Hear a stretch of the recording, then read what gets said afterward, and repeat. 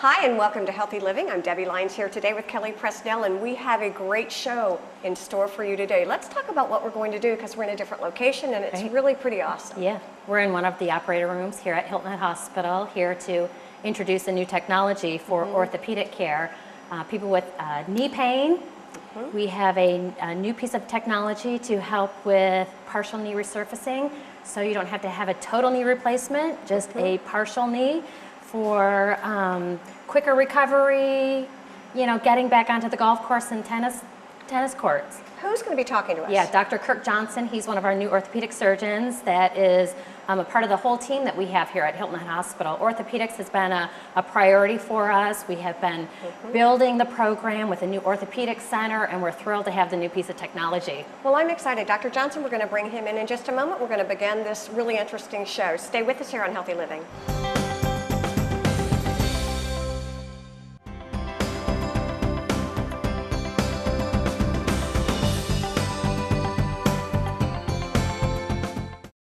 Excuse me. Hi, can I get through, please? Dr. Newton. You know, there has to be a better way. A way to skip the ER waiting room. Like this lady over here. All she did was log on to inquicker.com to hold her son's place in line. Now they can wait at home and skip the ER waiting room. Now, which would you choose? This or this? Hold your place online at inquicker.com and skip the ER waiting room. Ooh, is that hot cocoa? Oh, help yourself. Pain. It can be different things for different people. A shoulder that takes you out of the game. A knee that stops you in your tracks. Ready to return to a better you? Hilton Head Hospital is here, right in the Low Country, to help heal what hurts. From diagnosis to treatment to full recovery, our fellowship-trained orthopedic specialists are committed to getting you back to your best. Hilton Head Hospital. Extraordinary care right here at home.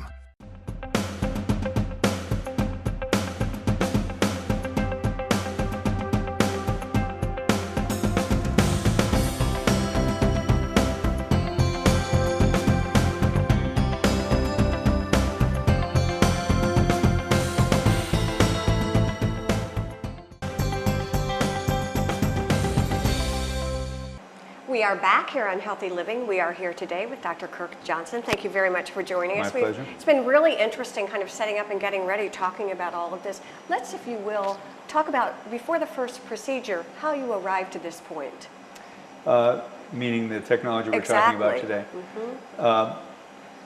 Patients with knee pain have various causes, as you probably know. You can have a torn cartilage, but in the population that tends to be in the older group, none of us here are old, but there are some old people around, your 50s, 60s, 70s, 80s, and 90s.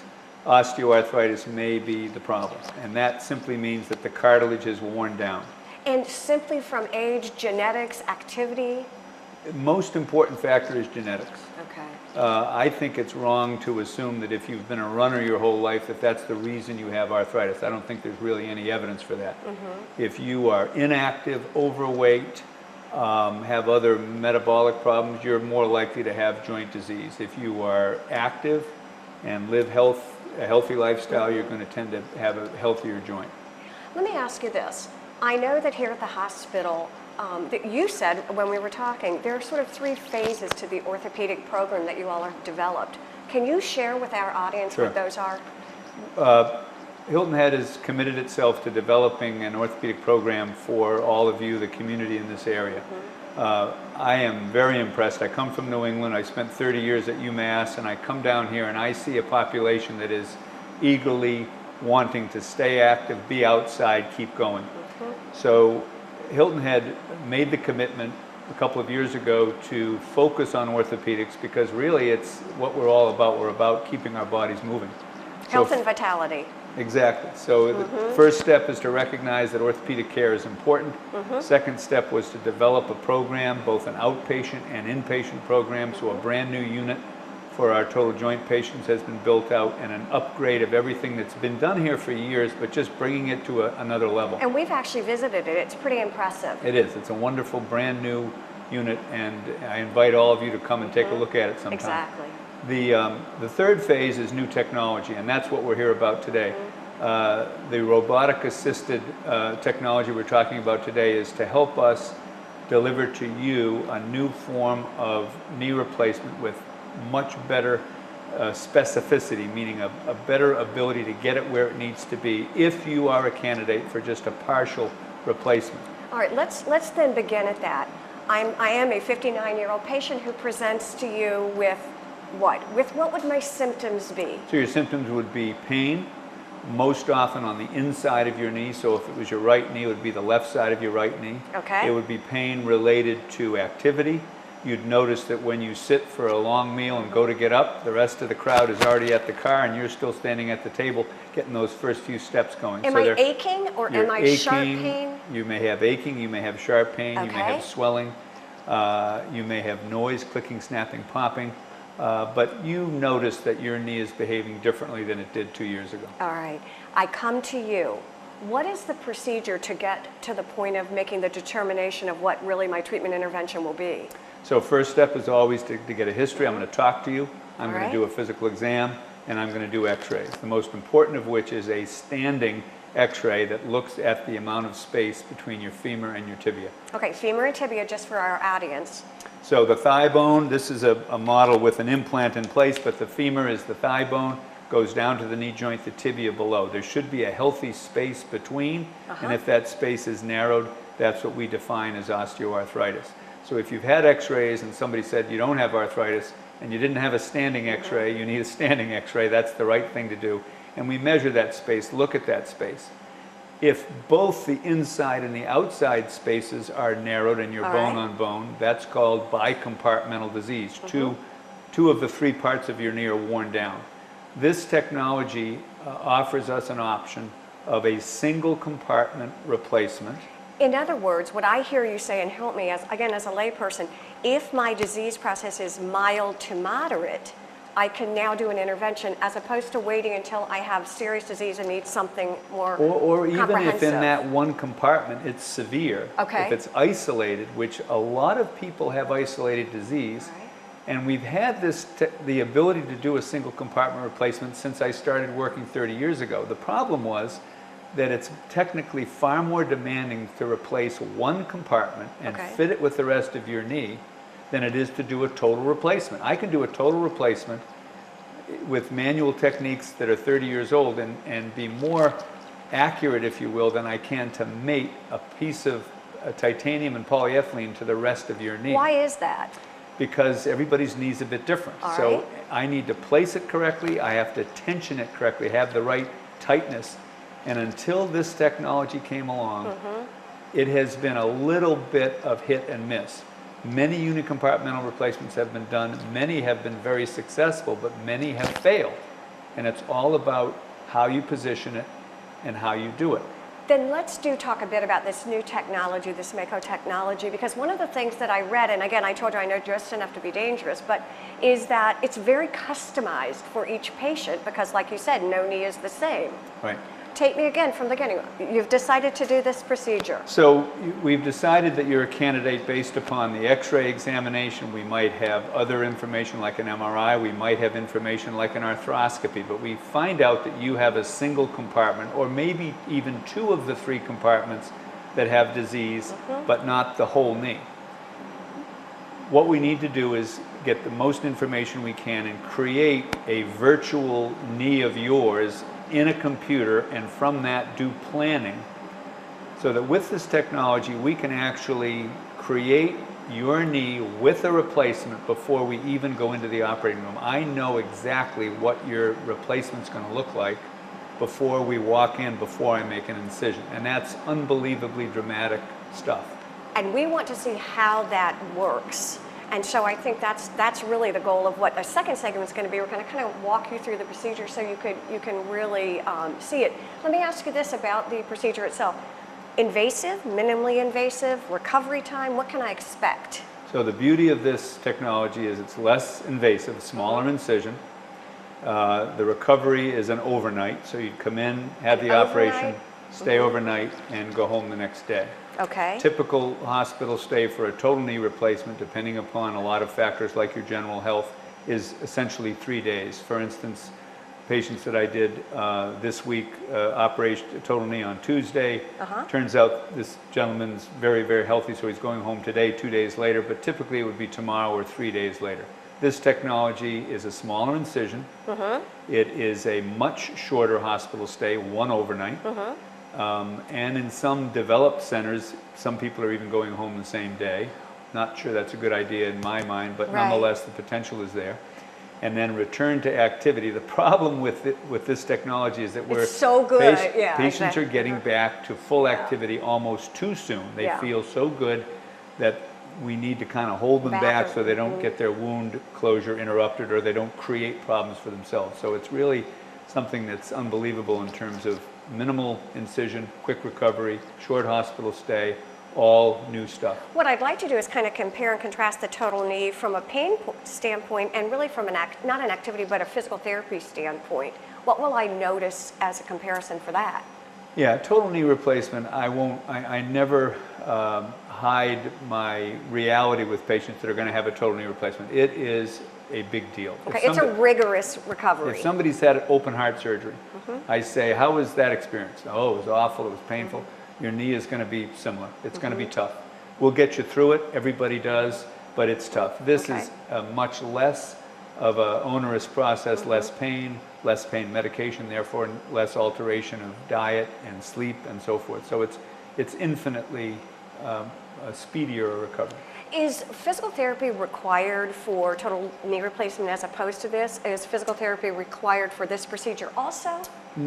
Physical therapy is required for total knee replacement, no question. Okay. Depending upon the patient's approach to exercise and their lifestyle, they may be able to do the majority of the rehab on their own. I will always recommend a supervisory therapist be involved, but much less of an issue than a total knee. Is there any evidence as far as men or women who need knee replacements more often?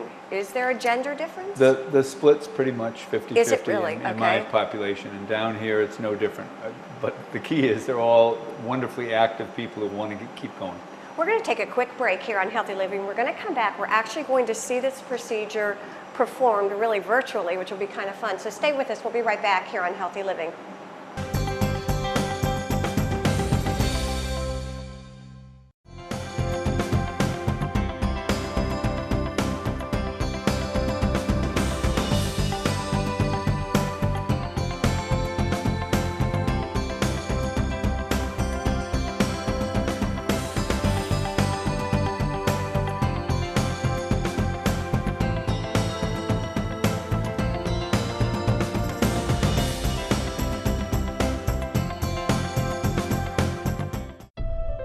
Pain. It can be different things for different people.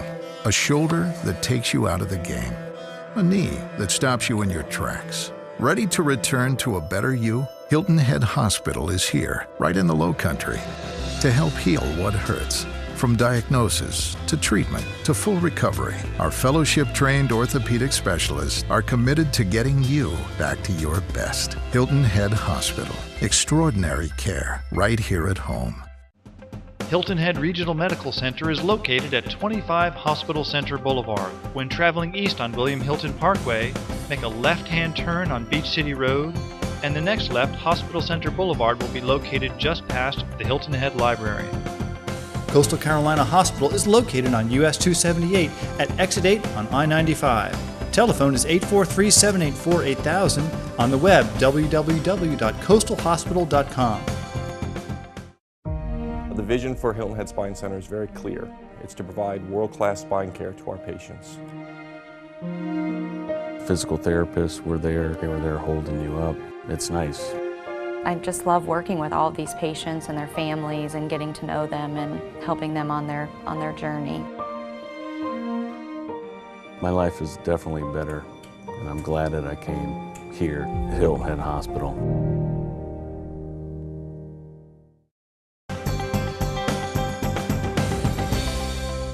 We are back here on Healthy Living with Dr. Kirk Johnson. Thank you very much for joining us again. We're talking about the new technology here at Hilton Head Hospital, and we're talking about resurfacing of a knee using this Mako product, which is amazing.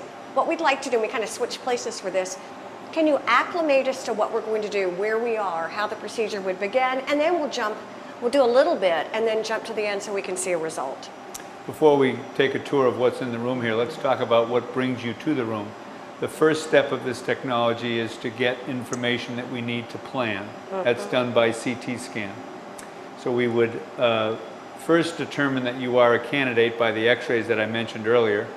We would have a CT scan that would include your hip, your knee, and your ankle so that we're able to orient the implant to be the perfect match for your anatomy. If you're short and wide, if you're tall and skinny, we're going to orient this knee to your knee, and that's the beauty of this planning. So it's basically all customized. That's correct. I mean, the beauty is that we are truly customizing to each patient, and we can do it. We can get a virtual correct implant before we come into the operating room. CT scan is handed over to our Mako experts. They will create a surgical plan that I review before we come to the operating room, and we really know before we do the replacement what our post-operative result will look like, absolutely perfectly, before we even make an incision. So we put our patient on the table, and take us from there. So we're in room 5 of Hilton Head Operating Room. I'm going to introduce you to the robot, and it's a robotic arm, shoulder, elbow, forearm, and the operating end of the robotic arm. This is a high-speed burr. This is what's going to actually do the surgical dissection under my control, but limited by the technology that we prepare before coming into the room. And I think you made a really good point, and you said this is an assisted operation. Correct. So unlike a robot that's literally being operated from a station, I'm doing the actual surgical manipulation, but the robot is keeping me out of trouble, is my assistant saying that's as far as you're going to go, from here to here, from top to bottom, and the dissection will be perfect. You have to do the work, but I'm going to keep you out of trouble. So it's really, there's a team that really does this. This is a virtual knee of a patient that's lost a lot of weight. We have just the bone exposed here, but it's what it would look like in the operating room. Okay. There are 2 arrays. These are little arrangements of small circular detectors that are attached to the tibia and the femur.